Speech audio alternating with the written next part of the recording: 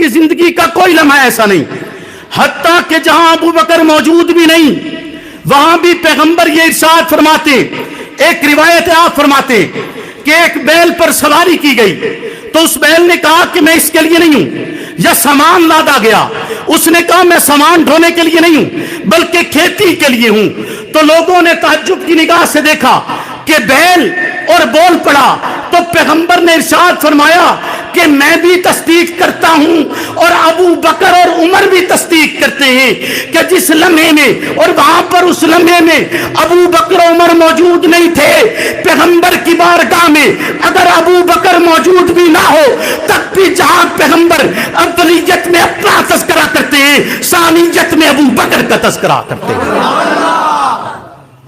جیسے آپ کے یہاں بھی مولانا صاحب گفتگو فرما رہے تھے تو انہوں نے ثانی اثنین کے الفاظ استعمال کیے، قرآن مجید کی آیت مبارکہ ہے نا کہ رب بھی کہتا ہے دوجہ ہے، بولو نا یہ دوسرا کوئی مقام ایسا نہیں جس مقام پر محمد پہلے نمبر پر ہوں اور ابو بکر دوسرے نمبر پر نہ ہو، کوئی مقام ایسا نہیں ہے۔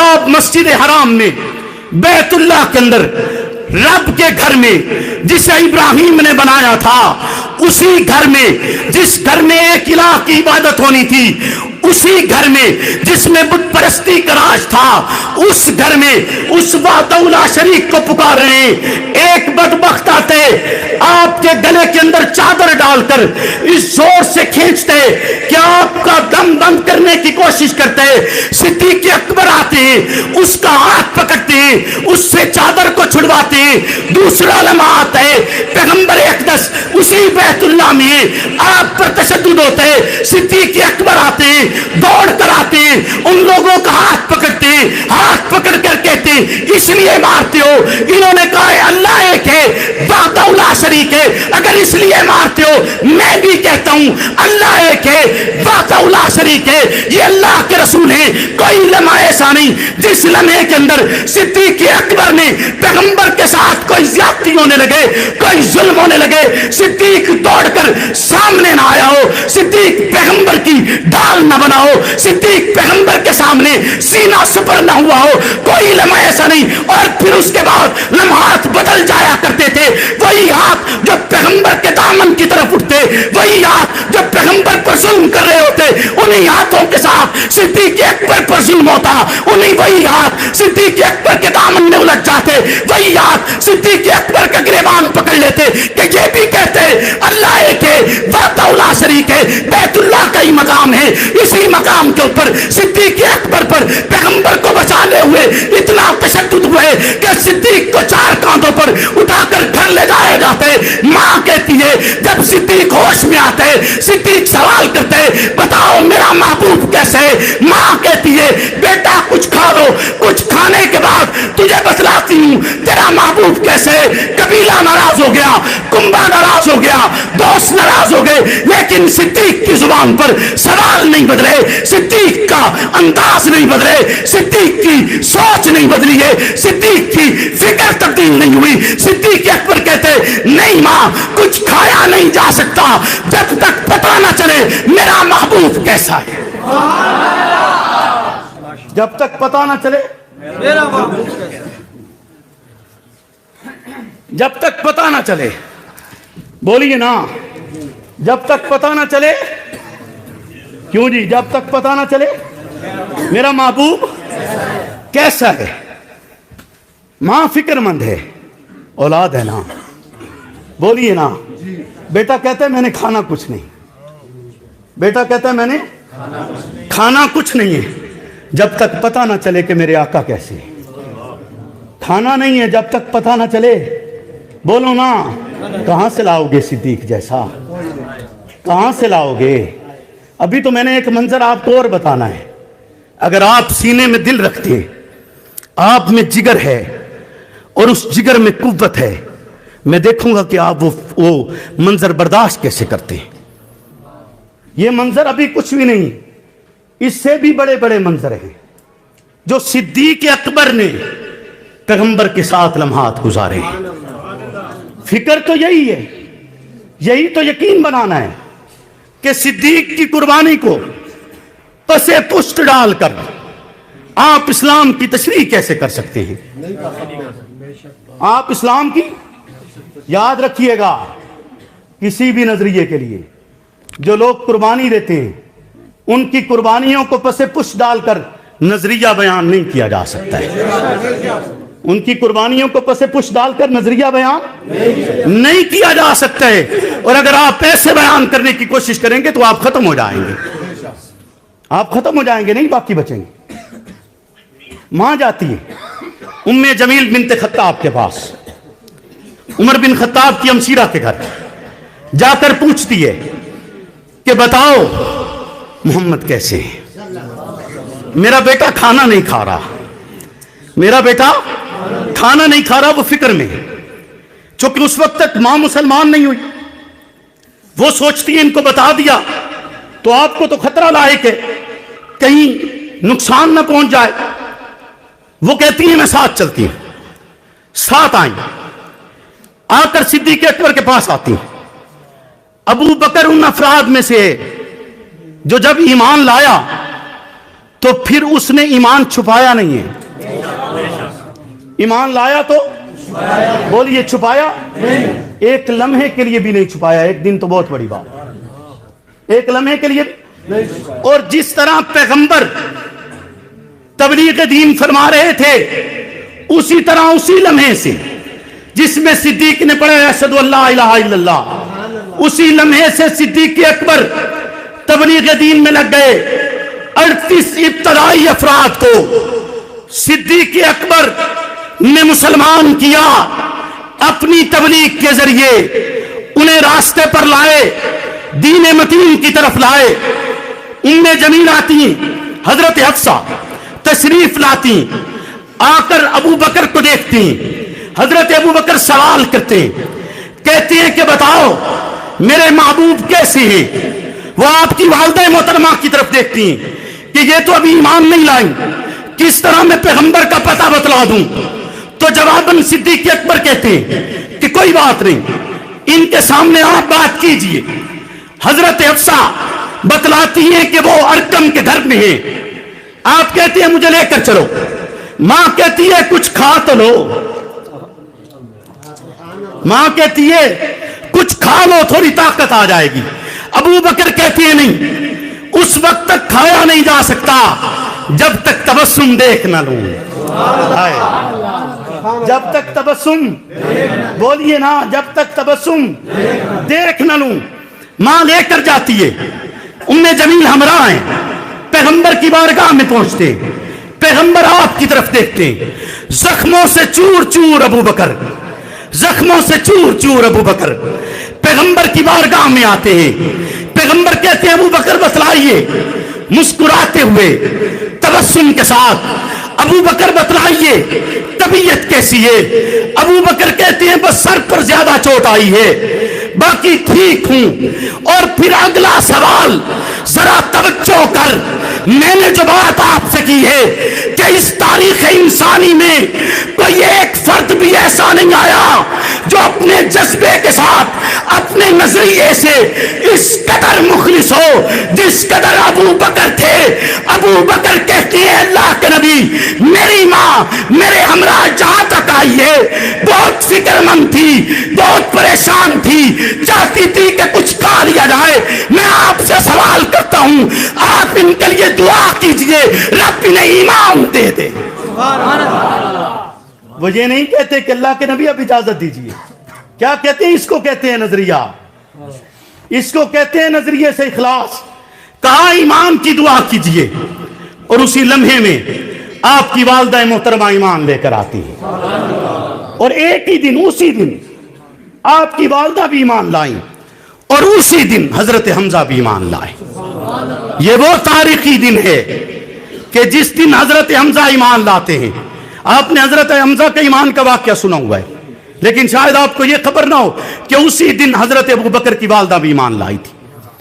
ابو بکر کا خاندان وہ واحد خاندان ہے جس خاندان کی 4 پشتوں تک یا 3 پشتوں تک صحابی گزرے ہیں، والد اور والدہ بھی، اولاد بھی، خود بھی. کوئی ایسا اور خاندان نہیں گزرا کہ جس کے اس طرح سارے افراد ایمان لے کر آئے ہوں. اور یہ اس انسان کی پیغمبر اسلام سے محبت تھی. توجہ ہے جی؟ بولیے نا. بات یاد رہے گی؟ عنوان یاد رہے گا؟ آگے بڑھیں.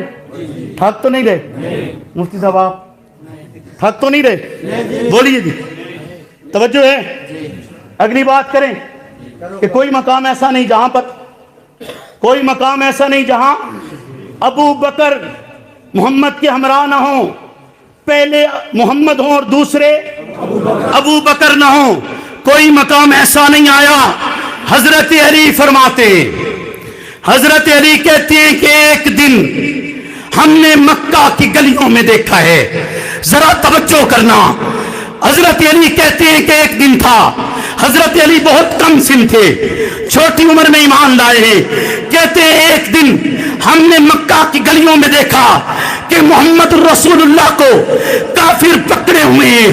کوئی ایک طرف کھینچتا ہے، کوئی دوسری طرف کھینچتا ہے، کوئی ایک طرف سے دھکے دیتا ہے، کوئی دوسری طرف سے دھکے دیتا ہے، کوئی آپ سے بدتمیزی کرتا ہے، کوئی آپ پر تان و تشریح کرتا ہے، کوئی آپ پر تشدد کرتا ہے. حضرت علی کہتی ہے یہ منظر اتنا خوفناک تھا کہ کسی فرد میں جرأت نہیں تھی وہ آگے بڑھ کر ان بدبختوں کا ہاتھ روکے.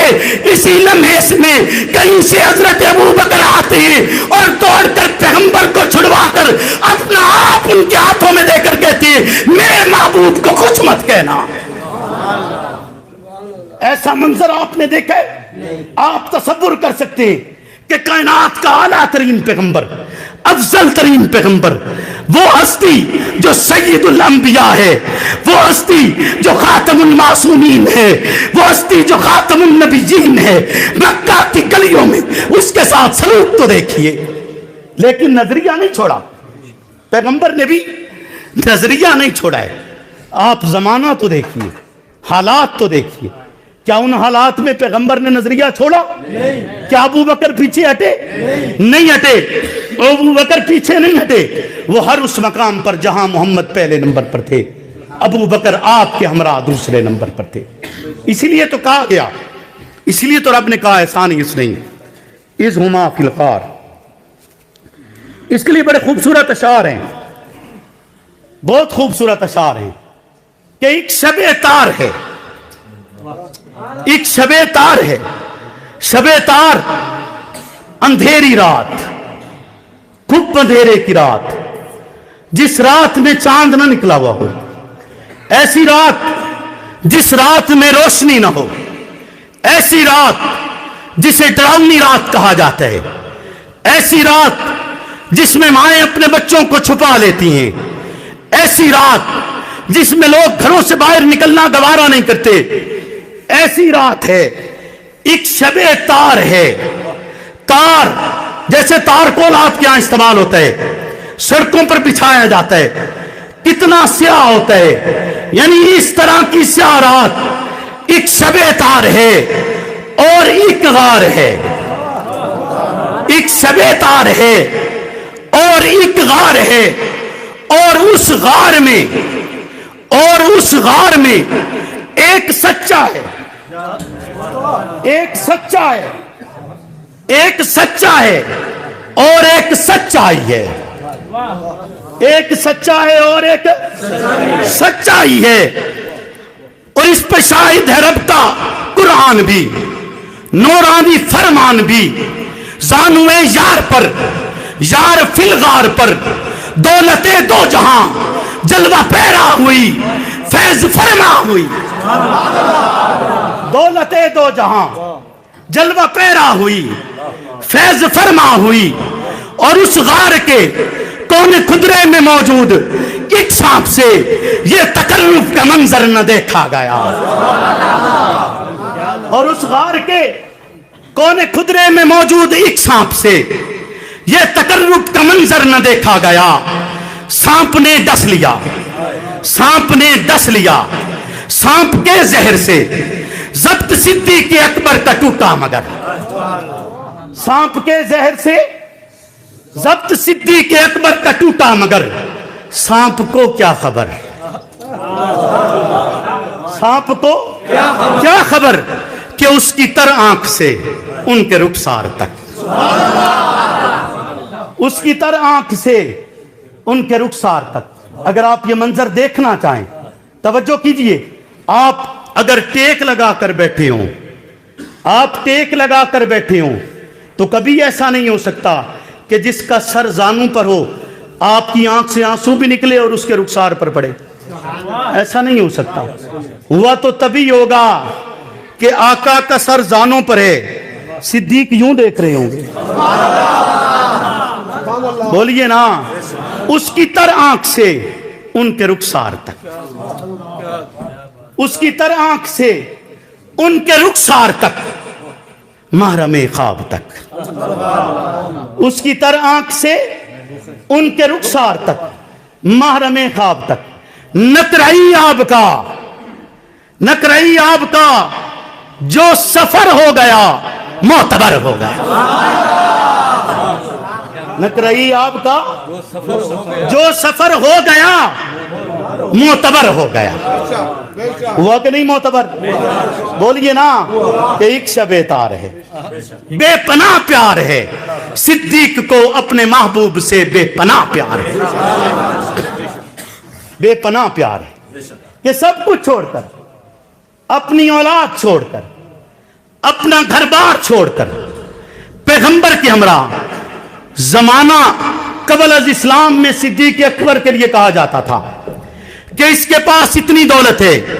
یاد رکھیے گا، میں نے ایک لفظ استعمال کیا ہے، مبادہ کبھی بھول کر بھی صدیق کے لیے زمانہ جاہلیت کا لفظ استعمال مت کرنا۔ صدیق پر زمانہ جاہلیت نہیں آیا، صدیق پر زمانہ جاہلیت ہے، جاہلیت تب ہوتا اسلام پیش کر دیا جاتا اور صدیق مانتا نہ، اسلام آیا ہی نہیں تو صدیق کے لیے جاہلیت کیسی؟ بولیے نا، جاہلیت کیسی؟ صدیق پر زمانہ جاہلیت نہیں آیا، زمانہ اسلام جب آیا ہے تو صدیق کوئی لمحہ بغیر چھوڑے ایمان لے کر آیا ہے، کوئی لمحہ بغیر چھوڑے، بولیے، ایمان لے کر آئے ہیں۔ صدیق اکبر نے اس لمحے کے اندر بھی، جس لمحے میں زمانہ قبل اسلام کہا جاتا ہے کہ 40,000 درہم اس زمانے میں موجود تھے، اور کہا جاتا ہے جب تک مکہ فتح نہیں ہوا اس وقت تک اگر کوئی ایک درہم کسی کی امداد کرتا تو یوں سمجھا جاتا کہ اس نے بہت بڑی امداد کی ہے۔ اور حضرت ابو بکر جس لمحے میں شیب ابی طالب سے باہر آئے پیغمبر کے ہمراہ، تو وہ جس کے لیے کہا جاتا تھا قارون کا خزانہ ہے، جب ہجرت پر جاتے ہیں تو 5,000 درہم باقی بچے، 40,000 درہم خرچ ہو چکے تھے۔ صدیق وہ واحد فرد ہے جس نے اپنا مال بھی پیغمبر اسلام پر بے دریغ لٹایا ہے، اس نے کچھ نہیں رکھا پیچھے، کچھ باقی نہیں بچایا، سب کچھ آپ پر لٹا دیا ہے۔ تو وہ انسان، اس کے لیے خالق کائنات کہتے ہیں کہ جب رب اپنی میت اتارتا ہے تو رب بھی صدیق کو اکیلا نہیں چھوڑتا، اللہ بھی صدیق کو اکیلا، بولیے، اللہ بھی صدیق اکبر کو اکیلے نہیں چھوڑتے۔ وہ بھی جب کہتے ہیں نا کہ میں ساتھ ہوں تو کہتا ہے میں بھی محمد آپ کے اور آپ کے ثانی کے ساتھ ہوں، بولیے نا، آپ کے اور آپ کے ثانی کے ساتھ ہوں۔ اور رب نے کیسا ٹھکانہ عطا کیا ہے کہ دنیا کو دکھایا ہے، پہلے محمد ہیں دوسرا ابو بکر ہے، پہلے محمد ہیں اور دوسرا ابو بکر ہے، کہ جو سب سے پہلے ایمان لاتا ہے۔ تو بات میں